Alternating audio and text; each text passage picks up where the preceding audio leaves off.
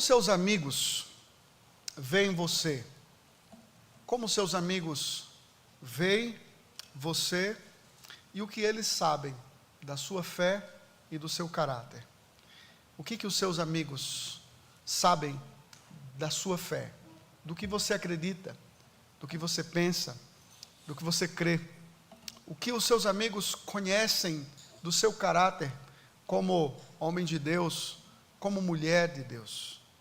Isso é muito importante, irmãos, sabermos o que cremos e vivermos isso de forma intensa na sociedade onde nós estamos. Vivemos num mundo arruinado, um mundo obscuro, como temos visto até aqui, a semelhança de Esté, a semelhança de Mordecai. Nós também vivemos numa Pérsia, vivemos num cativeiro, e por vezes nós somos forçados, somos tentados a nos identificarmos com esse mundo pagão, com esse mundo quebrado e arruinado pelo pecado.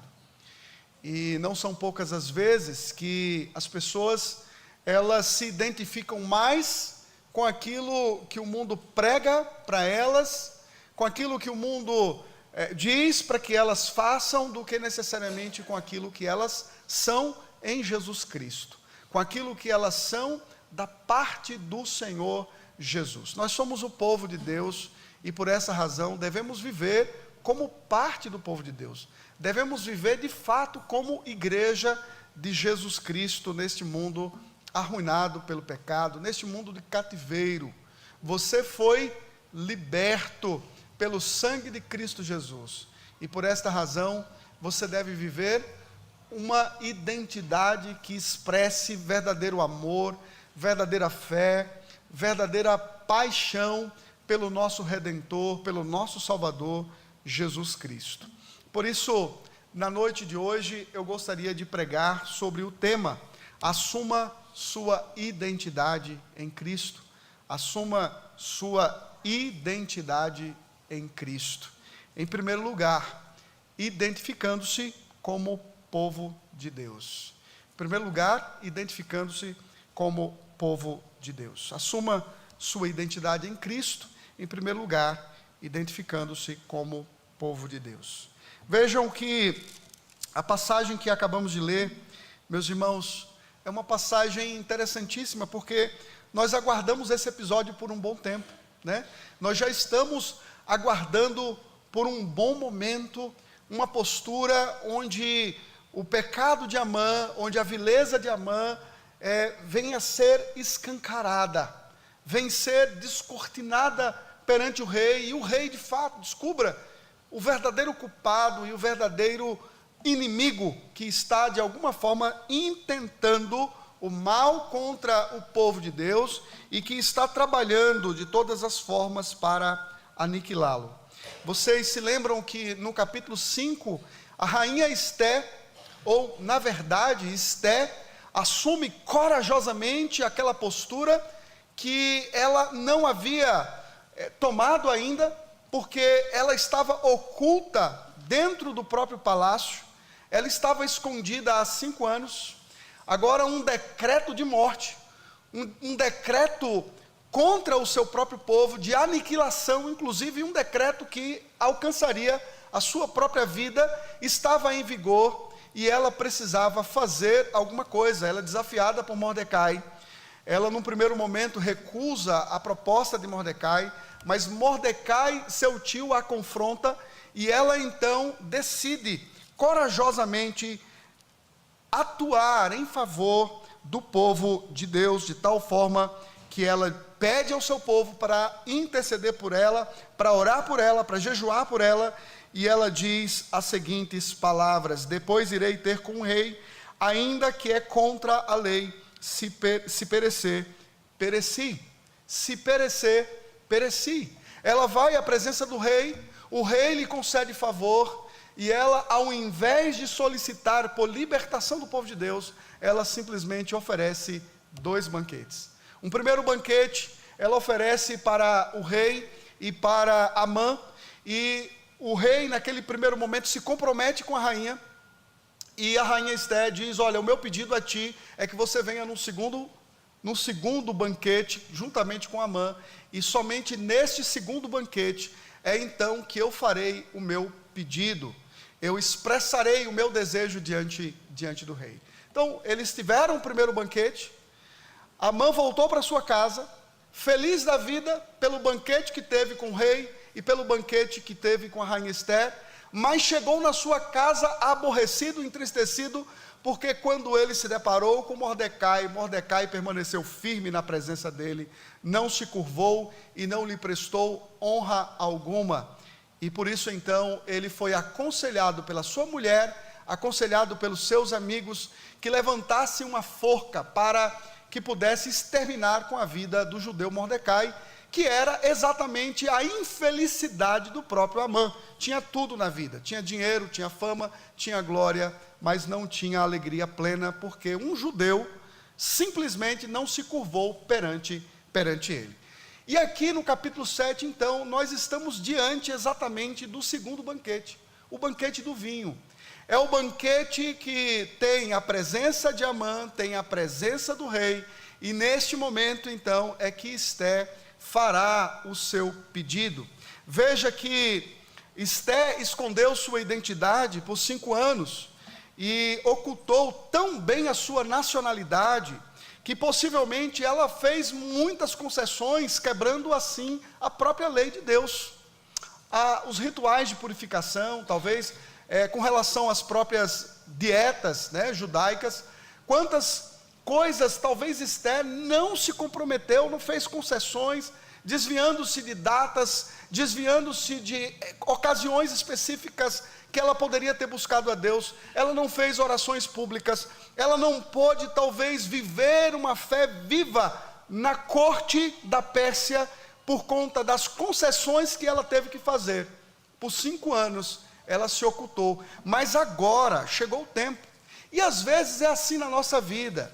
Às vezes você vive uma fé fria, uma fé obscura, você vive distante de Deus, você não ora como deveria orar, você não lê a palavra como deveria ler, você não vem aos cultos como deveria vir, você não participa das atividades da igreja como deveria participar, você não se envolve como deveria se envolver, e por vezes Deus expõe você a situações que você precisa tomar uma decisão, que você precisa se colocar do lado, ou do lado de Deus de forma firme e corajosa, ou você então se identificará definitivamente como pagão.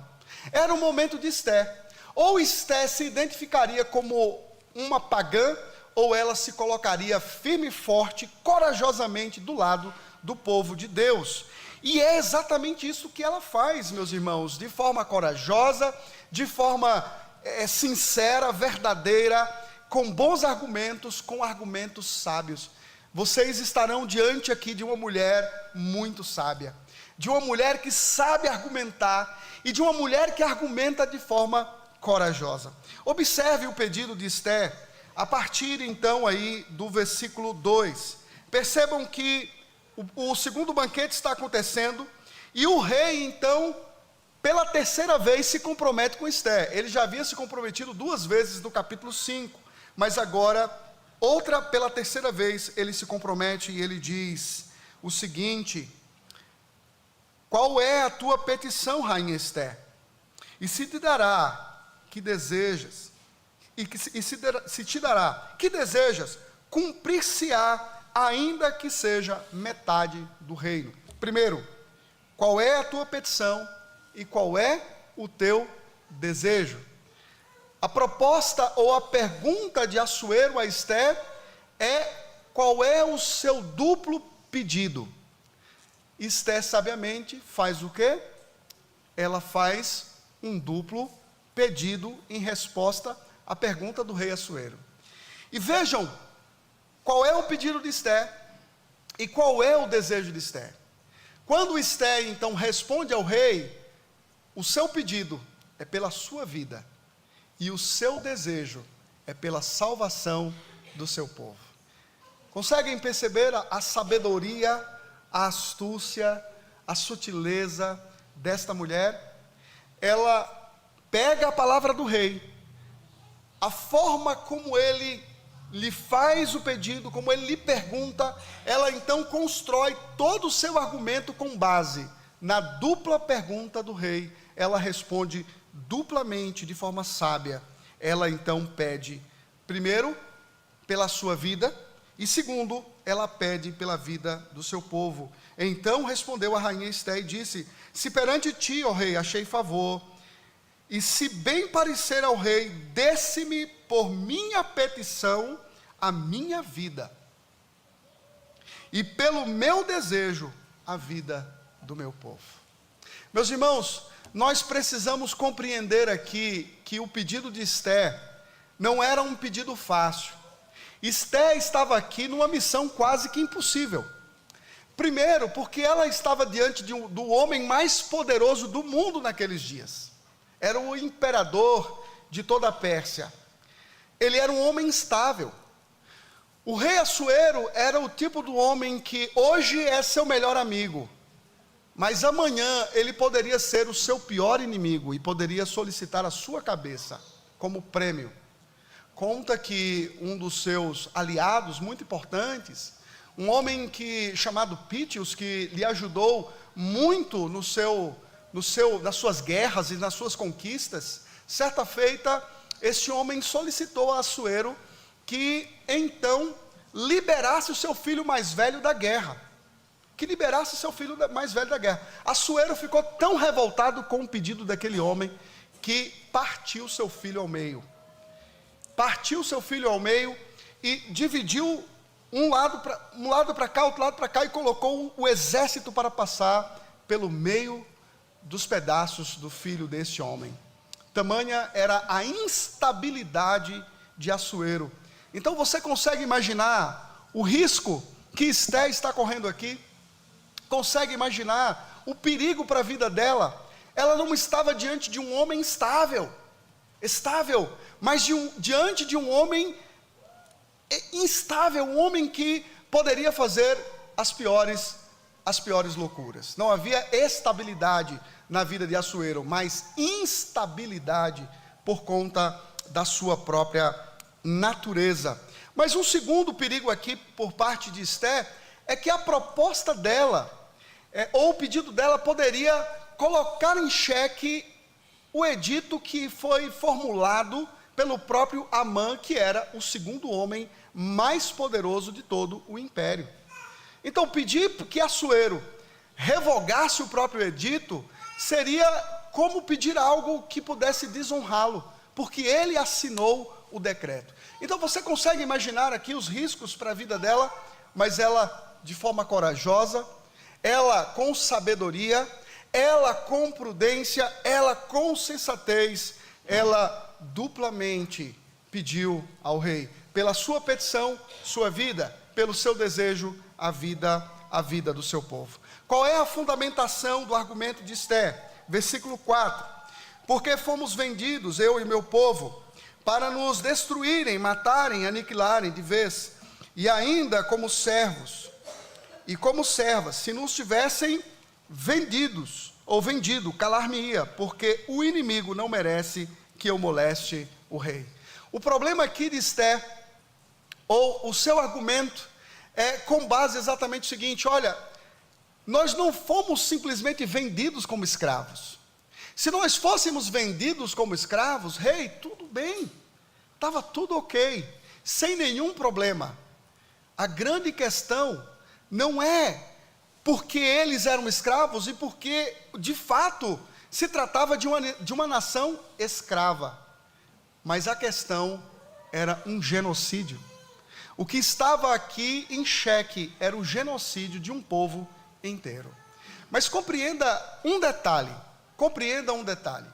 Vocês acham mesmo que Assuero estaria preocupado com genocídio? Vocês acham que havia preocupação da parte de Assuero por causa de um genocídio? O extermínio de um povo inteiro? Meus irmãos, Assuero não estava preocupado com genocídio nenhum. Afinal de contas, quem assinou o genocídio? Foi o próprio Assuero, com o seu anel de sinete.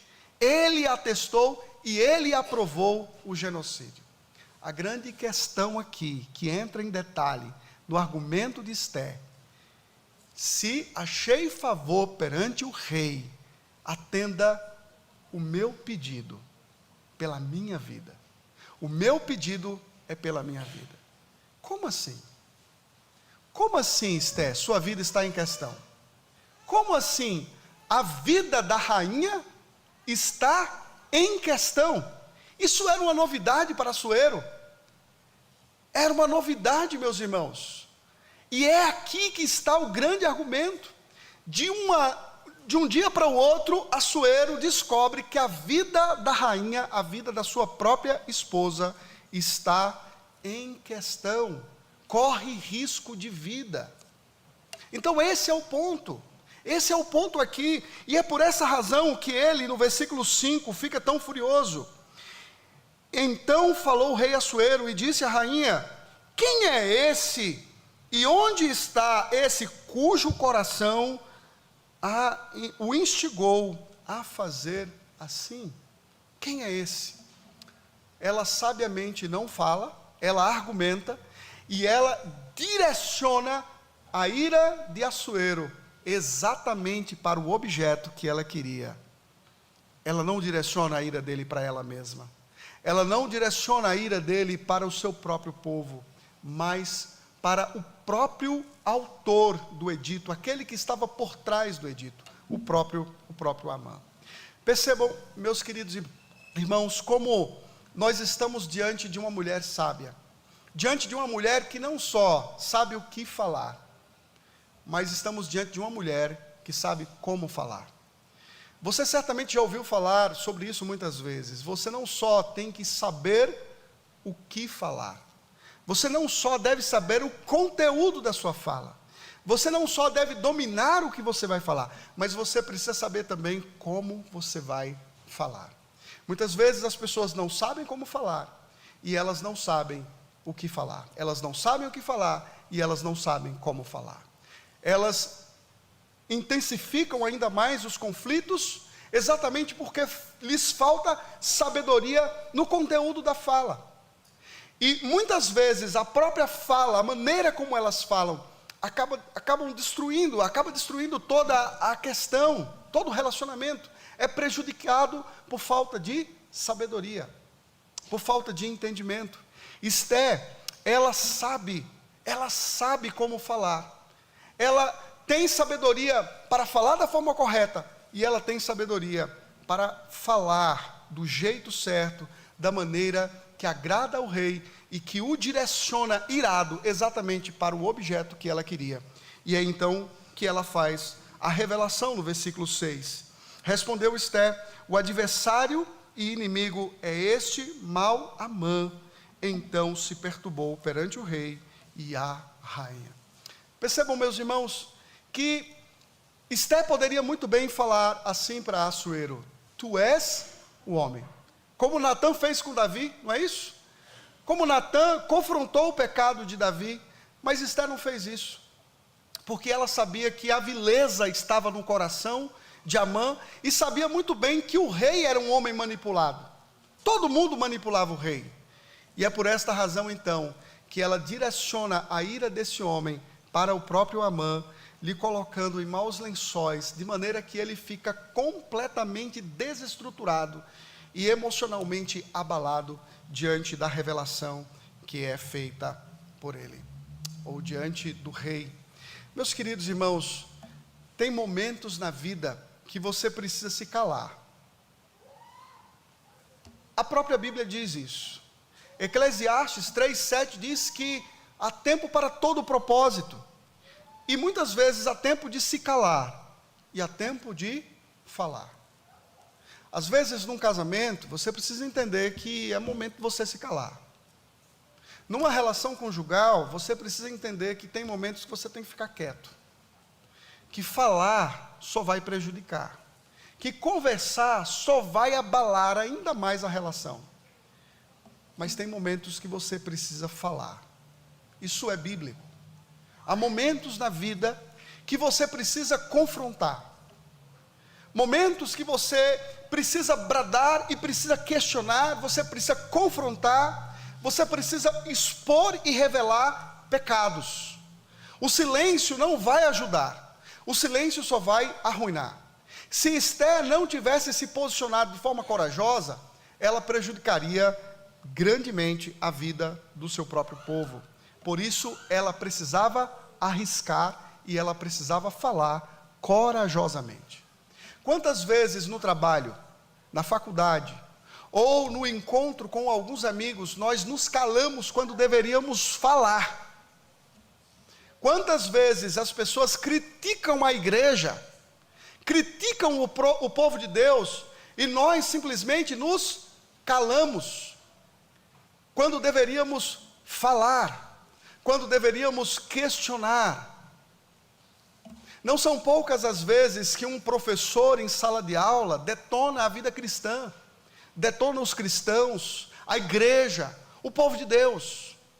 Às vezes numa mesa, e às vezes é o tempo de você fazer uma defesa firme, forte e corajosa da igreja de Cristo Jesus. Posicione-se ao lado do povo de Deus.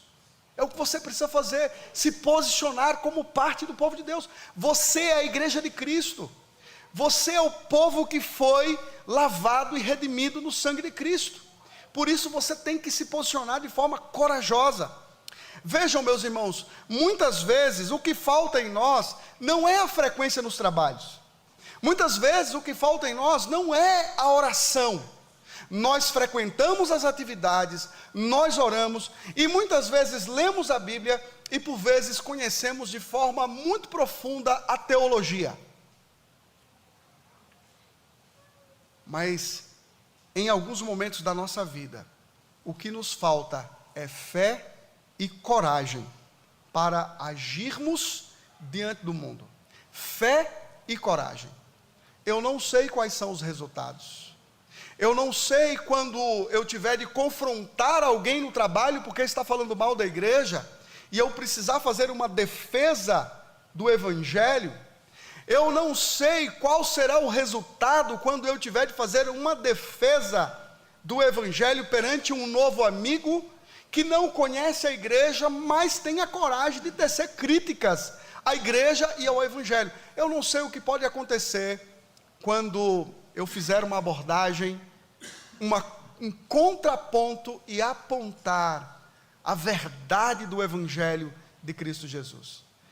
Mas eu não preciso dominar os resultados, e nem você precisa ter controle dos resultados, porque muitas vezes os resultados, eles podem ser inusitados. Você pode esperar uma rejeição, você pode esperar uma oposição, e ao contrário disso, você pode se deparar com uma baita oportunidade para falar do amor de Deus, para falar de Cristo, para falar do evangelho, para falar do amor do Senhor, para apontar que aquela pessoa está perdida nos seus pecados, para dizer que ela está caminhando a passos largos para o inferno. O seu confronto pode ser a oportunidade para aquela pessoa reconhecer a sua necessidade de Cristo. Mas pode ser que ao falar do evangelho e ao defender o evangelho, você vai se deparar com alguém que vai se revoltar contra você. Você não pode ter e não terá o controle dos resultados. Os resultados estão nas mãos de Deus. Você acha que Esther tinha um controle? Você acha que Esther sabia qual seria a reação de Assuero? Você acha que Esther, ela sabia exatamente que Amã seria condenado, que o povo seria livre? Não, ela não sabia. Mas ela havia assumido uma decisão de se apresentar perante o rei, e ela havia dito: se perecer, eu pereci, mas farei o que é certo. Você, como crente, precisa fazer o que é certo. Você precisa se identificar com o povo de Deus. Você precisa se colocar ao lado do povo de Deus, e precisa trabalhar corajosamente, com fé, entendendo que os resultados estão nas mãos de Deus. Meus irmãos, se nós olharmos para este capítulo, nós vamos entender que não é a coragem de Esther que está mudando o coração de Assuero. Não é a coragem de Esther que está dando um novo rumo à história. O que está dando um novo rumo à história é o capítulo 6. A reviravolta não é a coragem de Esté. A reviravolta foi a insônia de Assuero. A reviravolta não é um trabalho que Mordecai está fazendo sabiamente, não é a postura competente e sábia de Esté. Não. A reviravolta é parte da ação soberana de Deus. É Deus quem opera, é Deus quem faz. Se você deseja que o seu casamento seja o melhor, não depende exclusivamente de você, depende de Deus. Depende de Deus mudar o seu coração e depende de Deus mudar o coração da sua esposa. Mas entenda, a soberania de Deus não exclui a sua responsabilidade. A soberania de Deus não exclui o que você tem que fazer. Deus está revirando toda essa história. Deus está guiando toda essa história. Deus está movendo o coração de Assuero. Mas Deus também está usando Esté como instrumento dele. Mas Deus também está operando por meio da responsabilidade humana de Esté, de se apresentar diante de Assuero, de fazer um pedido pela sua vida e de fazer um pedido de salvação pelo seu próprio povo. Meu querido, você precisa entender, não é você quem converterá o coração do seu amigo, não é você que vai converter o coração do seu filho, não é você que converterá o coração da sua filha. Você não transformará a vida de ninguém, mas Deus usará a sua responsabilidade. Deus usará você como Deus usou Esté. Então compreenda esta verdade: Deus é soberano, mas você é responsável. E como homem ou mulher de Deus, com a responsabilidade que você tem, você precisa agir corajosamente, com fé, com coragem, com sabedoria, porque o Deus soberano usará você na transformação do seu lar, na transformação dos seus amigos, na transformação no seu ambiente de trabalho, na transformação da sua casa. Então, identifique-se como povo de Deus, para a glória e para o louvor do nosso Deus. Mas em segundo e último lugar, assuma sua identidade em Cristo. Em segundo lugar, considerando a ruína dos inimigos de Deus. Em primeiro lugar, identificando-se como o povo de Deus. Em segundo lugar, considerando a ruína dos inimigos de Deus. Vejam que o texto bíblico deixa bem claro que Assuero está furioso. E nesse momento, Assuero ele sai da presença de Esté, da presença de Amã. Ele vai para o jardim e você poderia perguntar: por que então Assuero teve que sair e ir para o jardim? Será que ele estava querendo pensar um pouco mais? Será que Assuero estava tentando espairecer a sua própria mente? Será que ele estava pensando estrategicamente o que ele iria fazer? Será que ele estava na dúvida entre a sua esposa e o seu grande amigo Amã? Lembra? Assuero não tinha melhores amigos. Hoje um bom amigo, amanhã um amigo decapitado, né? Com a cabeça rolando pelo chão, porque se ele não se agradasse era exatamente o que ele iria fazer. Assuero não está preocupado aqui com a vida de Amã. Não é essa a preocupação dele. Mesmo porque no versículo 7, Amã já sabia que iria morrer. Veja lá no versículo 7, na parte B, Amã porém ficou para rogar por sua vida a rainha Esté, pois viu que o mal contra ele já estava determinado pelo rei. Aquilo que o rei iria fazer contra Amã já estava determinado. E Amã sabia muito bem disso. Mas a grande questão aqui é que Assuero havia assinado o decreto. O que estava em jogo era a sua própria honra. O que estava em jogo era a sua própria reputação. Como ele, o imperador, o homem mais poderoso do mundo, poderia ter assinado um decreto que implicaria na vida ou implicaria na morte da sua própria esposa, da própria rainha? Vocês conseguem imaginar aqui todo o transtorno que isso causaria no reino? A busca de uma nova rainha, um novo sequestro, né? Um novo sequestro de jovens. Conseguem imaginar, irmãos? Então Assuero não está preocupado apenas com a vida de Amã, porque ele não se preocupava com isso, ele não se preocupou com a vida de um povo inteiro, ele não se preocupou com a vida de Amã, mas a sua preocupação era com a sua reputação. O que fazer agora com a minha reputação? Mas Deus, na sua providência, resolveu não só a questão do povo de Deus, mas resolveu também a questão de Assuero. Porque nesse momento, enquanto o rei sai para pensar, o que Amã faz? Amã se prostra perante Ester. Ele se encurva diante de Ester, diante do seu divã, diante do seu sofá. E nesse exato momento, quando o rei volta do jardim, o que ele encontra? Ele encontra Amã deitado ou prostrado perante a rainha Ester. Vocês acham que Assuero viu um homem tentando estuprar a sua própria esposa? Não, não era isso que ele estava pensando.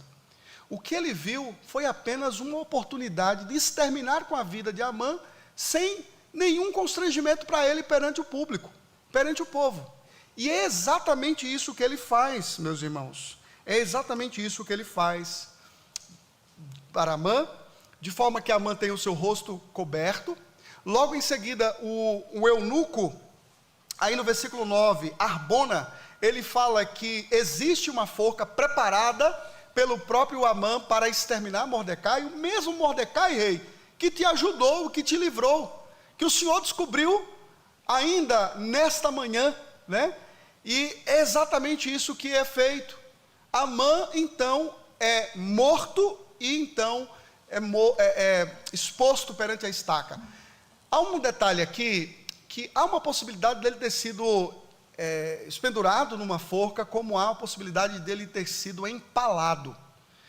Era uma forma de uma estaca que atravessava uma pessoa e ela ficava exposta, então, perante o público como exemplo. Nós não sabemos como foi, se foi por uma forca ou se foi por uma estaca empalado. O que nós sabemos é que o próprio instrumento de morte criado por Amã para Mordecai é o mesmo instrumento que vai expô-lo e que vai exterminá-lo e que vai matá-lo. Às vezes, uma pessoa forja o mal contra a outra e o mal volta contra ela mesma. Às vezes, alguém intenta o mal contra o outro e o mal vem contra ela mesma. Ela experimenta do seu próprio veneno. Ela experimenta do seu próprio mal e morre com a sua própria maldade. É o que aconteceu com Amã. Amã, e aqui vocês têm algumas ironias. Qual é a ironia que nós encontramos aqui nesse texto? O homem que decidiu exterminar todos os judeus, porque um único judeu não caiu diante dele em reverência, agora está sendo condenado porque cai indevidamente perante um descendente de judeu. Consegue imaginar essa ironia?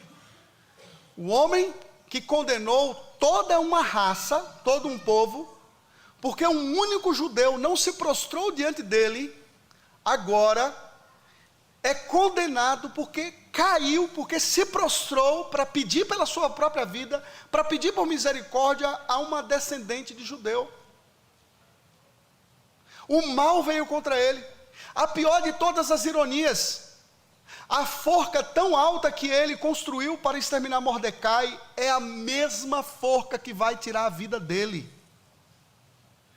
Será que a esposa de Amã não foi tão sábia e tão profetiza como o texto nos diz, né? No versículo 13 do 6, quando ela diz: se Mordecai, perante o qual já começaste a cair, é da descendência dos judeus, não prevalecerás contra ele, antes certamente cairás diante dele. Que coisa incrível. Essa é a esposa de Amã. Se Mordecai, perante o qual já começaste a cair, é da descendência dos judeus, não prevalecerás contra ele, antes certamente cairás diante dele.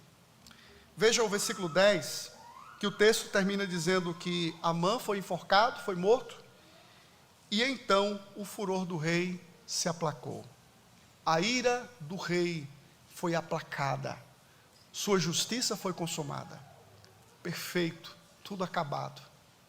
Agora vamos comer. Vamos para o jantar, Rainha Esther? Vamos jantar? Acabou. Seu problema acabou. Acabou? Não acabou. Uma ameaça estava sobre o povo de Deus, como uma bomba relógio, esperando o tempo para explodir e exterminar com a vida de todos os judeus. Para o rei poderia ter acabado, porque ele resolveria desta forma. Mas para Esther, ela ainda precisaria rogar pela vida do seu povo, pela vida dos judeus, porque o edito estava assinado e deveria se cumprir. Meus queridos irmãos, vejam como o mundo cairá em ruínas. O mundo ruirá. Não queira se parecer com o mundo. Não queira se identificar com o mundo. Não queira adotar os princípios desse mundo, a identidade desse mundo, o jeito desse mundo. Não queira se parecer com o mundo, porque este mundo ruirá. Esse mundo será exterminado. Ele vai ruir diante de você. Ele vai ruir diante da justiça divina, diante da justiça de Deus. Esse mal que assola, esse mal que cresce cada vez mais, esse mal que nos constrange, esse mal que nos deixa tão perplexos, diante dos noticiários, diante da TV, diante da notícia que lemos, nós nos deparamos com tanta vileza, com tanta maldade. O que a Bíblia está garantindo, isso tudo um dia ruirá perante a justiça de Deus, perante o justo juiz. O povo de Deus permanecerá, o povo de Deus continuará, enquanto que os ímpios perecerão diante de Deus. Amã ruiu diante do Senhor, caiu diante de Deus, se prostrou diante do Senhor. É exatamente o que Paulo diz: todo joelho se prostrará e toda língua confessará que Jesus Cristo é Senhor.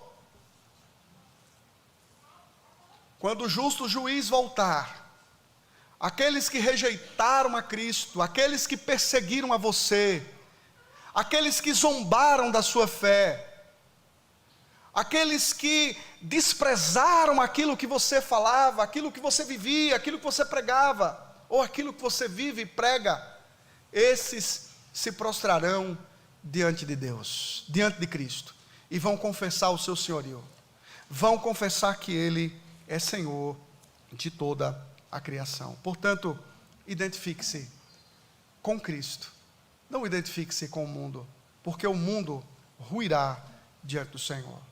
Mas entenda que o pecado, ele traz grandes consequências, e consequências surpreendentes para todos nós, todos nós. O pecado nos obriga a pensar apenas em nós mesmos e no que queremos. O pecado obrigará você a pensar somente em você.